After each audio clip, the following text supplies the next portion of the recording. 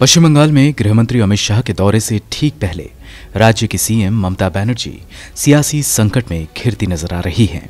एक के बाद एक बीते 2 दिनों में 4 बड़े नेताओं ने विधानसभा चुनाव से ठीक पहले तृणमूल कांग्रेस का दामन छोड़ दिया है।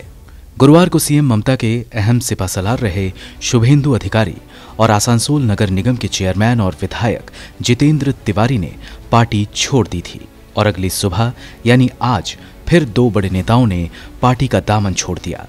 इनमें सबसे बड़ा नाम है 24 परगना जिले की बैरकपुर सीट से पार्टी के विधायक शीलभद्र दत्तो, जिन्होंने सुबह सुबह ही पार्टी से इस्तीफा दे दिया। शुक्रवार दोपहर होते होते टीएमसी के अल्पसंख्यक विभाग में महासचिव कबीरुल इस्लाम ने भी पार्टी से इस्तीफा दे दिया।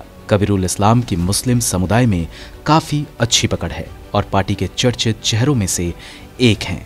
जबकि 24 परगना जिले के बैरकपुर सीट से विधायक शीलभद्र दत्तो बीते दिनों में कई बार प्रशांत किशोर की कार्यप्रणाली को लेकर नाराजगी जता चुके हैं। शीलभद्र दत्तो ने प्रशांत किशोर के काम करने के तरीके को मार्केटिंग कंपनी जैसा बताया और कहा था कि ऐसे माहौल में काम नहीं हो सकता है।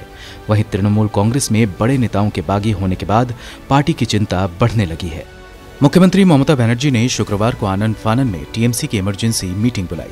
हालांकि टीएमसी के नेताओं का कहना है कि ये कोई इमरजेंसी मीटिंग नहीं है, बल्कि ये पार्टी की नियमित बैठकों के तहत ही है।